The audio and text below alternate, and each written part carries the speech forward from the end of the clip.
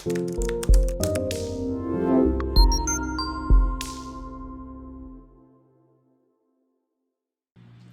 guys, it's Bree. Welcome back to my channel and thank you so much for tuning in. Today's video, I just wanted to kind of talk about the real estate market, house hunting, couple tips and advice I have for you guys if you are in the home buying experience right now with this crazy market. So I had asked some of you guys on my Instagram if this is a video you'd want to see. A lot of you said yes, and you've been asking me questions along the way. I've been posting a lot on my Instagram stories and stuff, just kind of what we've been experiencing. So I wanted to put together this video for you guys. So if you are like a first-time home buyer or you're thinking about buying a house in this market and you kind of want to know the ins and outs, definitely stay tuned. And if you're new to this channel, I'd love to have you as a subscriber. So don't forget to subscribe and hit that notification bell so when I do post new videos, you'll be notified and you can start implementing some of the strategies that I put out there for my Instagram, my YouTube, how to make money, all of that fun stuff is on this channel for you guys. So let's go ahead and dive right in a little bit about this information on the real estate market right now. Okay, so this video is just gonna be a little bit more of a casual kind of chit chat, give you guys my experience of what we've been dealing with for the last month of looking at homes, what's been going on in the market, different tips and strategies, what's worked for us when we're putting in offers, what hasn't worked, things like that. So I have been in the home buying and house hunting ordeal for about 4 weeks now, 4 or 5 weeks. We started in March, looking for a place in the Central Florida area. We had about 5 or 6 cities that we were interested in, so it's not like we were being super picky, but at the end of the day, of course, you want to make sure you're getting a home that you want, the couple features that you want, and in the location that you want. Definitely make sure that you don't settle. So a couple tips I would have for you. This is the second time I'm in the home buying ordeal. This townhome I purchased 3 years ago. The market was crazy back then too, but it's even crazier and way more on fire now than it was when I experienced 3 years ago. So this is my second time around. A couple tips is number one, have your must-haves. When you first start shopping for a home, your must-haves, of course, are going to be huge and long and crazy, and then you'll start to kind of understand and narrow them down. Okay, sorry about that. I got a call from my accountant and I had to finish my taxes, which took me 3 months to file my taxes because it was the first year doing my taxes as an entrepreneur. For last year, oh my gosh, that was crazy. But that's for a whole nother video, another time. So anyways, where was I? You wanna make sure that you create a list of your must-haves. Most important to least important. Do you want a 3-bedroom? Do you want a 4-bedroom, a 2-bedroom? How many bathrooms do you want? Do you want it to be a single family home? Is it okay for it to be a manufactured home, a townhome, duplex, whatever? So you want it to be most important to least important. So the first time I was doing my house hunting, I had all these must-haves and then I realized that in my price point, I can only have these must-haves. So that'll kind of change as you go and you'll kind of see what you can get for the price, but that just comes with experience. As you start looking for homes in different areas, you start figuring out what you can get, what bang for your buck in what area, and then you can kind of narrow it down a little bit more too as far as what area you want to be in. So this time, our budget was a little bit higher, of course, than it was for me buying this by myself 3 years ago. So we were able to get more of what we wanted. Our must-haves were, I really wanted a 4-bedroom, but we were okay with a 3-bedroom, 2-bath. I really wanted a 4-bedroom because, as you know, your girl needs an office because, as you see, my dining room is my office, so we don't have a dining room. I have all my stuff all over my dining room table, and we eat in the living room on little fold-out tables. That's what we've been doing for quite a while now, and it's kind of a pain in the butt. So I'm like, we definitely need me to have my own space, a nice desk. I can set up all my camera equipment, don't have to take it down and put it away constantly when we have guests over or anything like that. So that was definitely super important for me. We wanted to have a nice yard, a pool, things like that. So now let's fast forward to the market and how crazy it was. So when you go to an open house in this market, so again, I'm in Orlando, Florida area. It may be a little different depending on where you guys are in the US, but every open house we went to, tons of cars flooded outside, like flies to shit when there's an open house. It was insane. So with COVID, of course, as well, only one like group, like you and your realtor and stuff are allowed to go in the house at once is typically what they were doing. And they'll offer masks and stuff at the door. We just brought our own masks to go inside and check it out. When we were doing showings, you'd have like a 30-minute window. So you could not be late because then somebody was right next to you. Somebody was next. So you couldn't even like squeeze back in. If you missed your time window, like you're out and you may have to come back the next day if they'll even allow you to. Most properties that we saw were pending in 2 days, maximum. So I highly recommend be on top of it. Be on top of realtor.com is what I use to kind of look up some different homes too. And then of course, whatever realtor you're working with, they can send you over emails. They can put it into the MLS and they can put in your requirements. And then anytime a home like that pops up on the market, it'll notify them.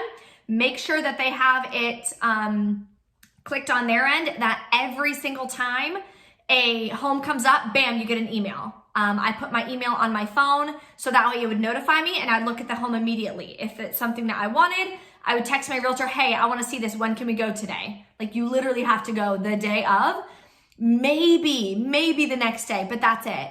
Some homes, if it was already on the market for 2 days, we would try to go see it and the seller's agent would be like, we don't need any more showings. Like we have so many offers, like we're good. And then you wouldn't even be able to go see it, which is so crazy.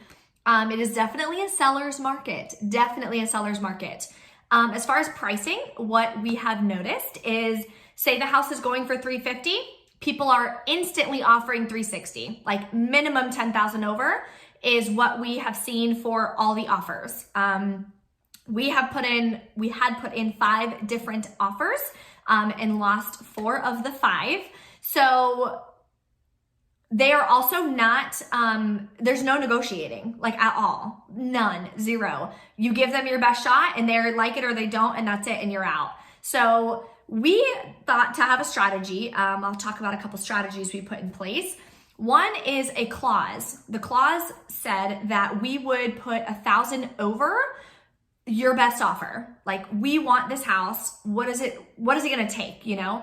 So we were trying to do that to be on the safe side because say the home is $350, we didn't want to just say $365 when maybe the other offers were only $355. Well, now we just gave you an extra 10 grand when we wouldn't have really had to. So we were trying to do that as a strategy, as a way of saving ourselves as much money as possible, but being aggressive enough to where we could get the house. Why it wasn't working is because our realtor was talking to the other agents like, wait a minute, like we have this addendum, why are we not winning these offers? And they would say, because to them, to the seller, it kind of looks like you're fishing, right? Because you're just throwing out numbers and throwing out offers with a little addendum, like whatever anybody else offers, I'll give you another 1,000 over. And we were having the same 1% down in escrow, like everything looked the same, but it didn't look like a really customized offer to that home. In the seller's eyes and the seller's realtor's eyes, it looked like we were fishing. So it just looked like we were just trying to grab any house, and it wasn't really something that we were like 100% we wanted to buy your house. Most of the sellers just wanted to see the price. So we would offer full price with the $1,000 over like addendum, and it didn't win us anything, even though technically we should be the highest. But if somebody else offered, say on a $350,000 home, offered them $360, but we had the addendum, they see $360, they see the money, the dollar signs, and they go with that offer. That's what happened to us quite a few times, about the first 3 times. And then what else did we try to do? You can also put more down in escrow. So typically you put down like 1% of the total value of the home. So if it's a $350,000 home that you're offering them $350,000, you would put down $3,500. So you can opt to put down $5,000, $10,000, whatever, to put more in escrow to make you look really serious and really strong. Like, look, I want this house. I'm putting it all down. I'm leaving it all on the table. You can also waive inspection. I don't recommend doing that at all. You can waive the appraisal, which a lot of people were doing, which blew my mind. Let me explain what waiving an appraisal is. So with the same example, the home is $350,000. And you're gonna finance it, right? I don't have $350,000 cash. So you're financing it, right? So you have to go to the mortgage company and they send out somebody to appraise it. If the house is worth $350,000, then they will give you a mortgage for $350,000. A bank isn't going to give you a mortgage for $380,000 if a house is worth $350,000. Then the bank is going to be, in essence, out the $30,000 should you not pay your mortgage. So they will only loan you the amount that the home is worth, which is why they send out the appraisal. So what a lot of people were doing, which is insane, is they would waive the appraisal. So say you offered $350,000 and the home appraised for $330,000. Well, your mortgage company is only going to give you the $330,000. Now you have to come up with the difference, which would be $20,000, which you would have to pay, in essence, cash. So you're just like giving the seller, here's $20,000. Thank you for selling me your home. Like, what? No, ma'am. No. So we were not obviously waiving appraisals. Like, we're not doing all that. So anyway, those are some of the things that we were experiencing. What wound up winning us, getting us in the process of getting our bid accepted, is having an experienced realtor. There's obviously a ton of realtors out there. There's good ones, there's bad ones, just like any profession. There's good teachers, bad teachers. There's good drivers, bad drivers, whatever. So there's really good realtors, there's experienced realtors and realtors agents, and there's inexperienced. And people know, I can hire a huge lawyer with a big name, or I can hire a mom and pop that may not have as much clout in the courtroom. It just depends. I'd recommend hiring a good realtor. Hire a realtor that somebody knows, that great reviews. I mean, you name it. Like, you want a good experienced realtor. You don't want somebody who just got their real estate license like 2 days ago. Don't do that. So we wound up winning like an offer because the previous agents, they had bid a little bit more, but it was an inexperienced agent. They didn't know what they were doing. It was kind of a nightmare, I guess, between the two agents working together and such, and they wound up pulling out of their offer. So we were second in line. So then now it's our chance. Now we can buy the home if we wanted to.